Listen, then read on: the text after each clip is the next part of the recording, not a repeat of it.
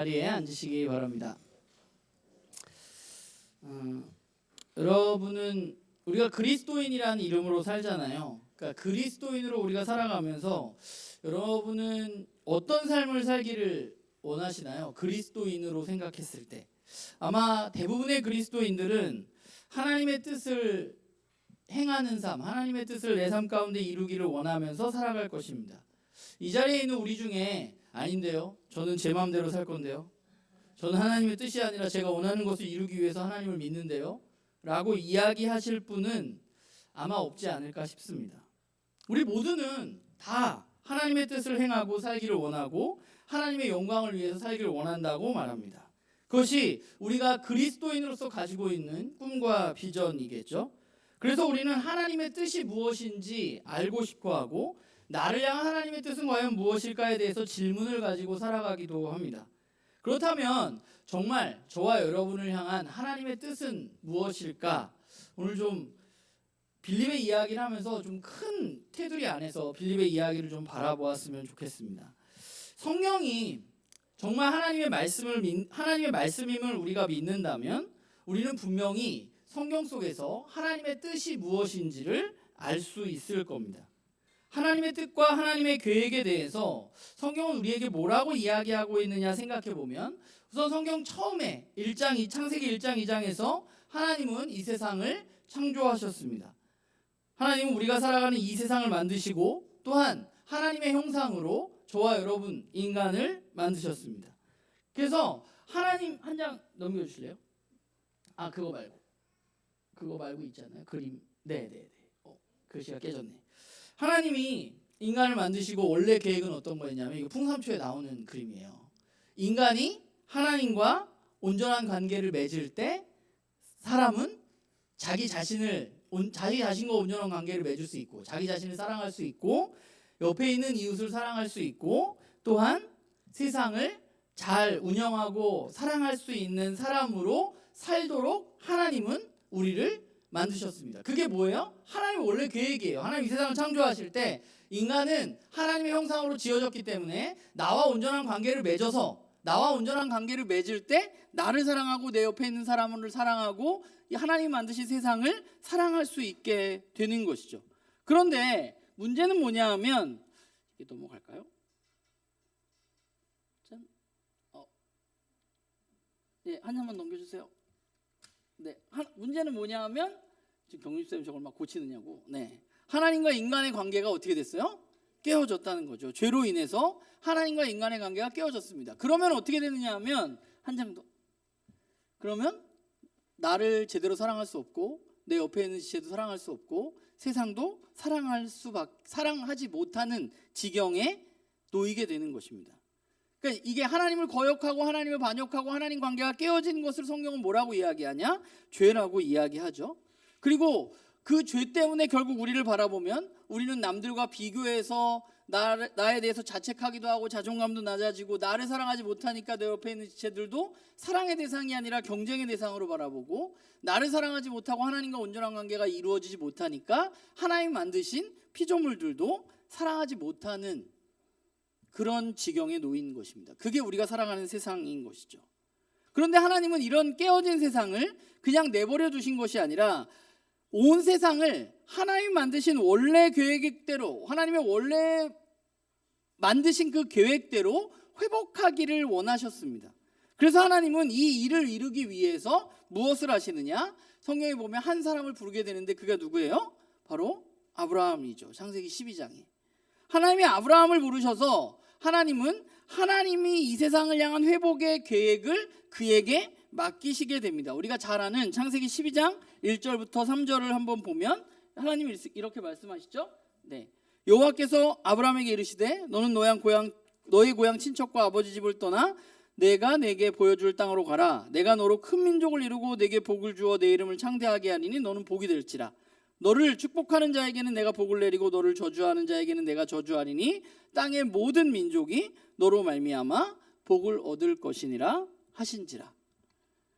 이 하나님의 아브라함을 부르시고 아브라함을 통해서 이제 하나님의 계획을 이루어 가실 텐데, 우리가 여기서 눈여겨봐야 될 것은 두 개인 것 같아요. 하나는 아브라함을 우리가 부르신 모습을 살펴보면, 아브라함이 이스라엘의 조상이기 때문에 우리는 하나님이 그냥 아브라함 또는 이스라엘을 구원하시는 이야기를 구약에 이야기하시는구나 라고 생각할 때가 있는데, 그게 아니라 하나님 원래부터 계획하셨던 건 뭐예요?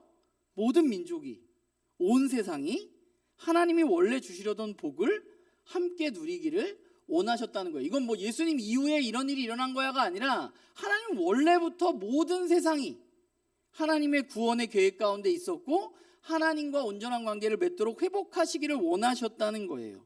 하나님의 구원의 계획은 아브라함만을 위한 것도 아니고 이스라엘이라는 민족만을 위한 것도 아니고, 원래부터 누구를 위한 거예요?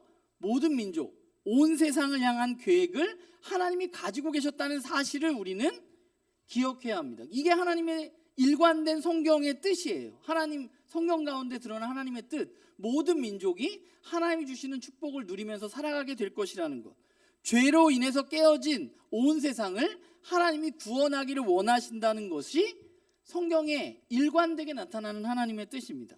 그런데 하나님은 이 뜻을 이루기 위해서 어떤 방법을 사용하시느냐, 어떤 방법으로 이 하나님의 뜻을 이루어 가시느냐 하면, 하나님은 언제나 하나님의 형상으로 지으신 사람을 찾으십니다. 이 온 세상을 향한 구원의 계획을 한 사람, 그것도 메소포타미아에서 그냥 있었던, 우상 숭배하는 그 지역에 있었던 아브라함을 부르셔서 그 뜻을 이루려고 하셨던 것처럼, 하나님은 하나님의 뜻을 이루기 위해서 언제나 그냥 하나님이 그냥 이렇게 되라 이렇게 하시는 것이 아니라, 이 땅에 하나님의 형상으로 지은 사람을 통해서 그 사람을 찾으심으로 말미암아서 하나님의 계획을 이루어 가신다는 거죠. 그러니까 우리가 성경을 읽어나가면서 우리는 늘 이 사실을 기억해야만 돼요. 뭐냐? 하나님은 온 세상을 구원하시기를 원하고 그 일을 사람을 통해서 하고 계신다는 사실입니다. 이 이야기 안에서 우리는 예수님도 바라볼 수 있고 성령님도 바라볼 수 있는 것이죠. 하나님의 뜻을 이루기 위해서 이 땅 가운데 누가 온 거예요? 예수님이 오신 겁니다. 예수님이 그냥 갑자기 오신 것이 아니라, 이런 하나님의 구원의 여정, 하나님의 뜻을 이루기 위해서 이 땅 가운데 오셨습니다. 예수님이 하신 일은 뭐예요? 처음으로 이 세상에 하나님의 뜻을 완벽하게 이루어가는 한 사람, 예수님을 우리에게 보여주신 것입니다. 원래 하나님이 에덴 동산에서 누구를 지었어요? 아담과 하와를 지었어요. 아담과 하와를 통해서 하나님 만드신 이 세상이 잘 운영되기를 원했어요. 그런데 아담과 하와가 어떻게 했나요? 실패했습니다. 죄를 지어서. 그래서 하나님은 아브라함을 부르시고 이스라엘 민족을 부르셨습니다. 이스라엘 민족을 부르셔서 그 일을 행하고 싶으셨지만 어떻게 됐어요? 실패했습니다. 이 땅에 모든 사람들이 하나님의 계획을 이루는 것에 실패하게 되었어요. 그래서 하나님은 이제 하나님과 온전한 관계를 맺고 하나님의 뜻을 완벽하게 이루는 예수님을 이 땅 가운데 보내주시고, 예수님이 이 땅 가운데 우리와 같이 육신의 몸을 입고 완전하게 하나님의 뜻을 이루신 삶을 살아가게 된 것이죠. 예수님이 하신 일은 이제 죄로 인해서 깨어져서 하나님의 뜻을 도저히 이룰 수 없는 사람들에게 하나님이 뜻을 이루어 나갈 수 있는 세상이 시작되었다는 것을 우리들에게 보여주신 분이 누구냐? 예수님인 거죠. 예수님이 그 일을 하셨으니까 우리도 그 일을 할 수 있는 길이 열리게 된 것입니다. 그러면 성령님은 어떠한가 하면, 성령님은 하나님의 뜻과 무관한 분이 아니라, 하나님의 뜻이 뭐예요? 이 땅을, 이 세상을 하나님이 구원하시는 거예요. 성령님이 하시는 일은 뭐냐 하면, 이 땅에 하나님의 뜻이 이루어지도록 그것을 완성해 가시고 그것을 도우시는 분이 누구시냐? 바로 성령님이십니다. 여러분 잘 생각해 보면, 예수님이 이 땅 가운데 태어나시고 처음 사역을 시작하셨어요. 처음에 누굴 찾아갔어요? 세례 요한을 찾아갔죠. 세례 요한을 찾아가서 뭘 받았나요? 세례를 받았죠. 그때 어떤 일이 일어났나요? 예수님에게 뭐가 임했어요? 성령님이 임하셨죠. 예수님의 사역은 성령님과 무관한 게 아니라 예수님도 성령님과 함께 하나님의 뜻을 이루어 가신 것입니다. 계속 예수님도 성령님과 함께 계신 분이었어. 그 일을 이루기 위해서는 성령님이 반드시 필요해요. 그런데 예수님이 이제 하늘로 올라가신 후에 오순절에 그 예수님과 함께 하셨던 그 성령님이 예수님의 약속을 붙들고 기도하는 제자들 무리에게 임하게 되신 것이죠. 예수님과 함께 하시던 그 영이 제자들에게 함께 하게 된 것입니다. 그러니까 성령님이라는 분은 하나님의 뜻을 이 땅 가운데 이루어 가는데 도움을 주시고 사람을 통해서 하나님의 뜻을 이루어 가기를 애쓰시는 분이 누구냐? 성령님이세요. 그런데 성령님은 하나님이 쓰시는 방법이 아니라 독자적인 방법을 쓰시지 않아요. 성령님도 하나님이 쓰시는 방법을 쓰세요. 하나님이 쓰시는 방법은 그 뜻을 누구를 통해서 이룬다고요? 사람을 통해서. 성령님은 누구에게 오세요? 예수 그리스도를 주인으로 받아들인 사람들에게 성령님이 오시는 거예요. 성령님도 똑같아. 그 사람을 통해서, 저와 여러분을 통해서 하나님의 뜻을 이루어 가기를 원하시는 분, 그것을 돕는 분이 누구냐? 바로 성령님입니다. 이것이 성경 전체에 나타난 하나님의 뜻과 하나님의 뜻을 이루어가는 방법이에요. 그리고 이제 우리가 읽고 있는 사도행전에 성령 충만한 제자들을 인해서 하나님의 뜻이 실제적으로 예수님 이후에 처음으로 이 땅 가운데 이루어져 가기 시작하는 것이죠. 사도행전 우리가 지난주에 읽었던 6장에서 8장은 12명의 사도의 이야기가 아니라 구제를 위해서 뽑힌 7명의 사람들 중에 2명의 이야기를 우리들에게 하고 있습니다. 그 사람은 누구예요? 스데반과 빌립입니다. 그 사람들은 어떤 사람들이에요? 원래? 뭘 위해서 뽑혔나요? 구제를 위해서 뽑힌 사람들입니다. 우리가 지난주에 나누었잖아요. 문제가 일어나서 구제를 위해서 그 일을 담당할 만한 7명을 뽑았습니다. 그런데 성경은 놀랍게 그 7명의 이름을 기록한 이후에 그 7명이 구제를 어떻게 했는지에 대해서는 우리에게 이야기해주고 있지 않습니다.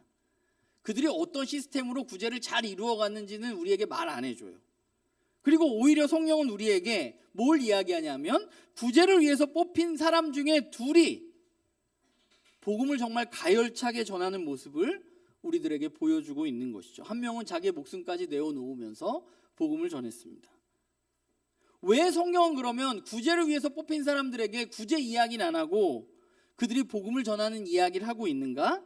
왜냐하면 구제가 하나님의 뜻이 아니라 복음이 전해지고 하나님의 나라가 확장되어지는 것이 하나님의 뜻이기 때문이고, 이 7명 중에 2명, 나머지도 똑같았을 거예요. 그런데 특별히 이 7명 중에 2명이 구절을 위해서 뽑혔지만 그 일을 하는 이야기를 우리들에게 해주고 있는 것이죠.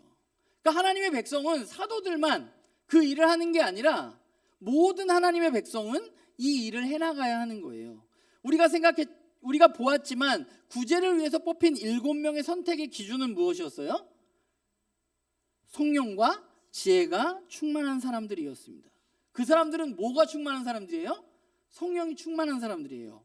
성령님이 함께 하시면 어떤 일이 일어난다고요? 하나님의 뜻이 사람을 통해서 일어나게 돼요. 성령님이 우리와 함께 하실 때 당연히 성령님은 우리 안에서 하나님의 뜻을 이루어 가기를 위해서 애쓰게 하세요. 그 모습이 바로 스데반과 빌립의 모습인 것입니다. 스데반이 대제사장 앞에서 예수 그리스도의 복음을 전했고 그는 거기서 순교했습니다. 그리고 그 순교 후에 교회를 향한 본격적인 핍박이 시작되게 됩니다. 그리고 누가 등장을 하게 돼요? 교회를 핍박하는 중심에 사울이 등장하죠.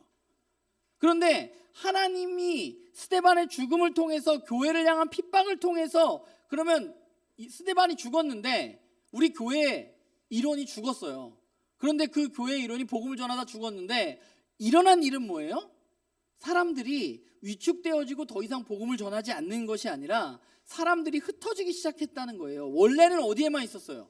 예루살렘에만 있다가 예수 그리스도의 복음이 드디어 스데반의 죽음을 통해서 시작된 박해 때문에 어쩔 수 없이 유대 땅을 넘어서 사마리아와 이방으로까지 퍼지게 되는 이야기가 우리가 읽고 있는 사도행전의 이야기죠. 그리고 이 일을 감당했던 사람 빌립이 바로 오늘 우리가 읽은 말씀의 주인공입니다. 사도들은 예루살렘에 남아 있었지만 다른 모든 사람들은 예루살렘을 떠났습니다. 그런데 빌립은 어디로 갔나요? 사마리아로 갔죠, 처음에. 여러분, 사마리아와 유대인들은 어떤 관계냐면 그냥 원수예요. 그냥 사람 취급을 안 해요. 원수도 아니고 유대인들은 사마리아 사람들을 사람 취급을 안 합니다. 그래서 유대인들은 사마리아 땅도 안 밟아요. 더러워서. 그래서 남북을 위로 올라갈 때 사마리아로 가면 가까운데 사마리아 안 갑니다. 왜냐하면 거기 더러운 애들이 사는 데니까. 그런 관계예요. 그런데 빌립은 그 핍박이 시작한 후에 어디로 갔냐? 사마리아로 갔습니다. 그럼 빌립은 사마리아로 왜 갔을까? 성경에는 이유에 대해서 자세하게 기록되어져 있지 않지만 우리가 오늘 읽은 본문을 유추해 본다면 빌립은 자의에 의해서가 아니라 분명히 성령님의 이끌림에 의해서 사마리아로 갔을 겁니다. 그 사마리아에 있다가 오늘 본문을 보면 또 하나님의 사자 성령님에 의해서 어디로 가요? 광야로 들어가게 되죠. 그러니까 굳이 빌립이 흩어졌다고 해서 사마리아 땅에 들어갈 필요가 없어요. 왜냐하면 거기는 더러운 땅이고 그 사람들 하나님의 구원과는 전혀 상관없는 사람들이에요. 그런데 그는 사마리아에 들어갔고 사마리아에서 어떤 일을 했느냐 하면 우리가 읽은 본문, 지난주에 읽은 본문 8장 12절을 보면 빌립이 한 일은 하나님 나라와 예수 그리스도의 이름에 관하여 전했다라고 말합니다. 그리고 이것을 전하는 것과 더불어서 뭘 했냐 하면 아픈 사람들을 고쳐주는 기적을 행했습니다. 사마리아 사람들은 어떤 사람들이냐면 성경을 믿을까요? 안 믿을까요? 사마리아 사람들은? 믿어요? 어떤 걸 믿나요? 사마리아 사람들은 모세 오경만 믿습니다. 그래서 사마리아 사람들도 누군가를 기다려요. 왜 기다리냐면 모세가 약속한 선지자가 있다는 것을 사마리아 사람들도 알고 있었어요. 그 이야기가 어디 나오냐? 요한복음 4장에 사마리아 여인과 예수님이 이야기하는 장면에 나오죠. 그러니까 빌립이 사마리아에 가서 이야기한 것은 뭐냐면 너희들이 그토록 기다리는 모세가 이야기한 그 선지자가 누구예요? 예수님이라는 사실을 그들에게 증거했고 그분을 통해서 이 땅 가운데 하나님의 나라가 시작되었다는 이야기를 빌립은 그곳에서 한 거예요. 그리고 그것과 더불어서 아픈 사람을 치유해 주었습니다. 빌립이 놀라운 이유는 그가 넘을 수 없는 경계를 넘어섰다는 거예요. 아무도 사마리아 사람들이 하나님의 구원의 계획에 있지 않다고 생각했지만 그들은 그저 죄인이고 하나님은 그들을 구원하지 않을 것이라고 유대인들은 생각했지만 그러나 그는 예수님이 하셨던 말씀, 성령님이 너희에게 임하시면 예루살렘과 온 유대와 사마리아와 땅끝까지 이르러 내 증인이 될 것이라는 말씀을 믿었고 사마리아에 가서 예수 그리스도의 복음을 전했습니다. 오늘 본문도 마찬가지예요. 사마리아에서 성공적인 사역을 하고 있었던 빌립이었는데 그걸 잘하고 있었어요. 그런데 갑자기 하나님의 사자가 나타나서 성령님의 이끌림을 받아서 그는 어디로 가나요? 광야로 갑니다. 그냥. 그리고 그곳에서 누구를 만나요? 에티오피아 여왕 간다게의 국고를 맡은 관리인 네시를 만나게 됩니다. 그러니까 에티오피아의 아마 경제부 장관 정도 되는 사람일 것 같아요. 그런데 아마도 그는 많은 학자들에 의하면 흑인이었을 것이고 네시였기 때문에 거세했을 것입니다. 그런데 그는 지금 어떤 상황이에요? 예루살렘에 하나님을 알고 있었어요. 어떻게 과정은 몰라. 그런데 하나님을 알고 있었고 예루살렘에 예배를 드리러 올라갔다가 돌아오는 길이에요.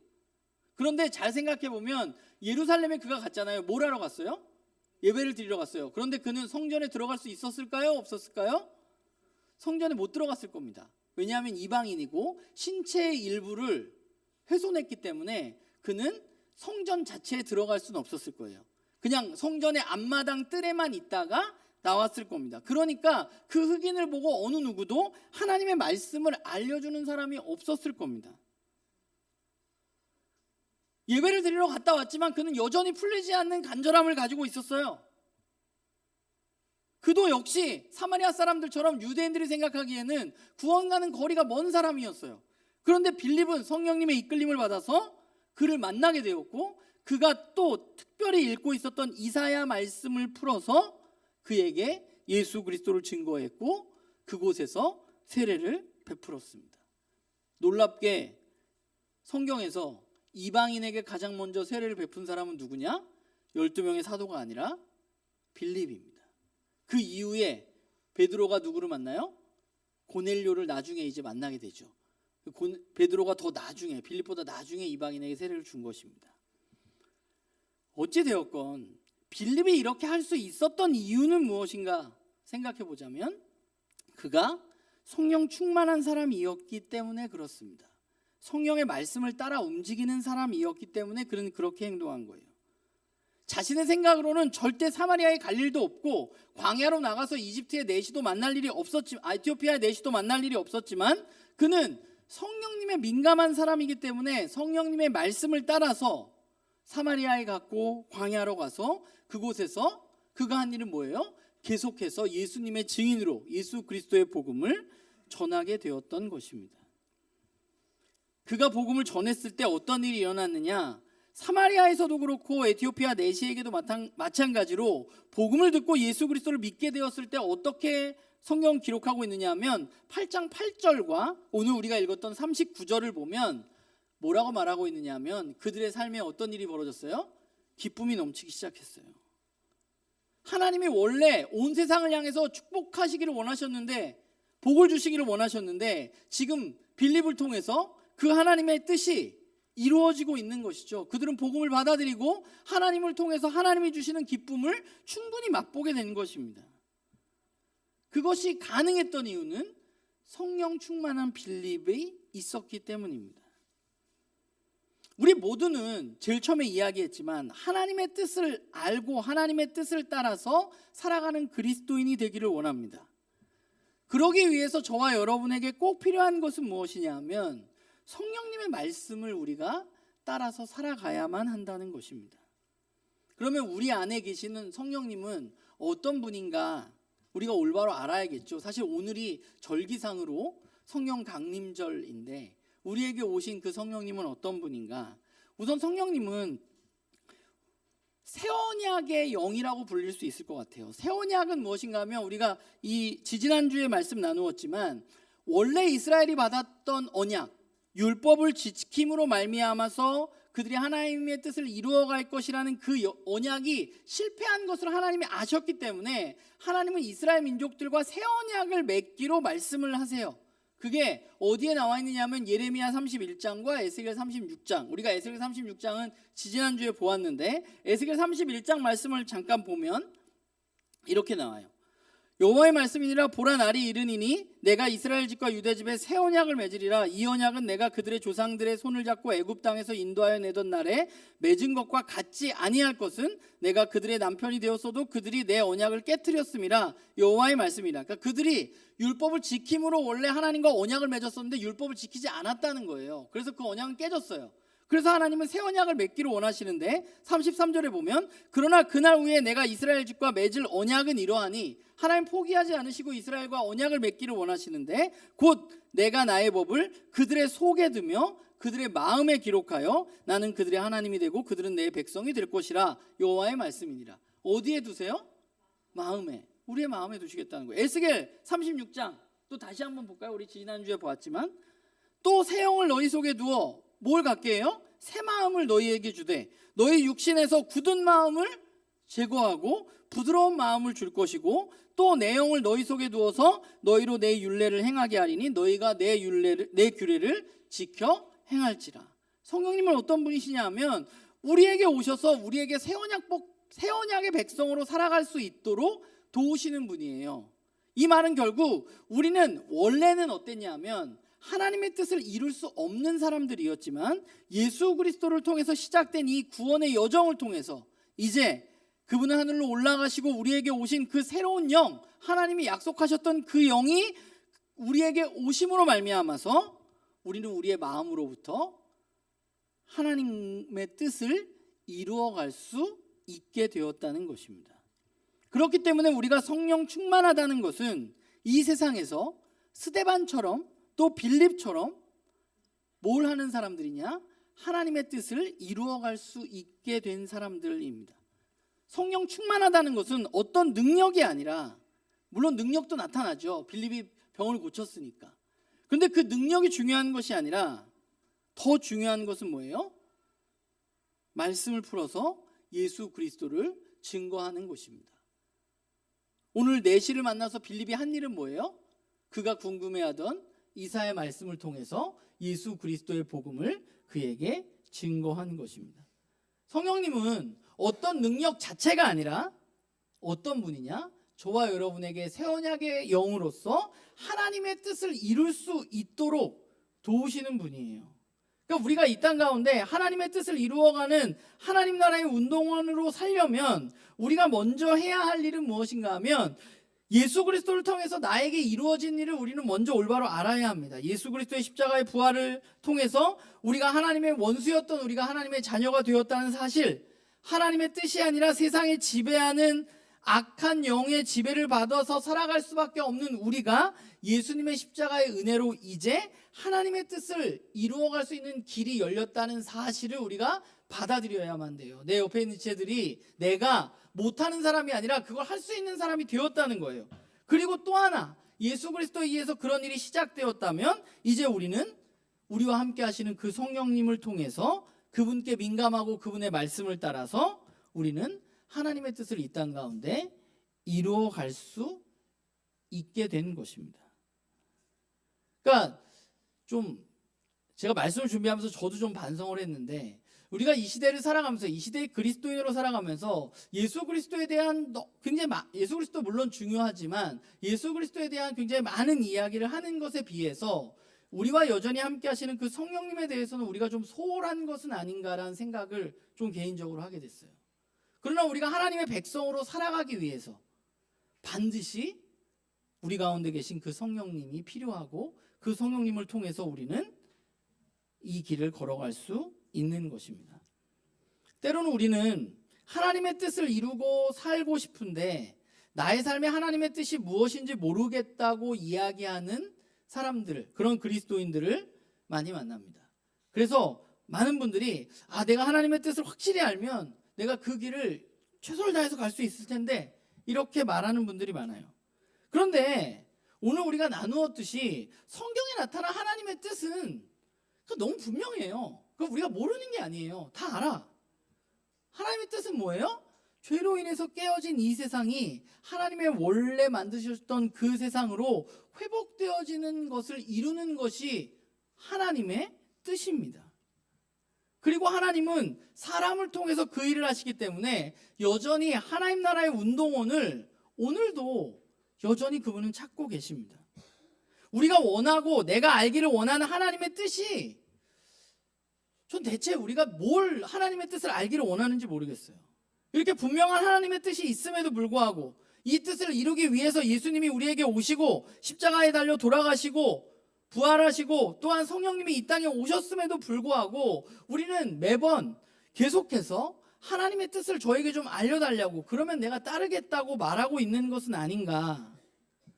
혹시 우리의 마음 가운데 내가 원하는 것, 내가 가고 싶은 길을 하나님의 뜻이라고 생각하면서 하나님이 이야기해 줄 때까지 우리가 기도만 하고 가만히 있는 것은 아닌가. 저는 우리의 삶을 좀 돌아봐야 한다고 생각합니다. 성경을 통해서 나타나는 하나님의 뜻은 너무나 분명해요. 물론 오늘 빌립의 경우처럼 그 하나님의 뜻 가운데 매우 특별하게 하나님 말씀하시는 것들이 있어요.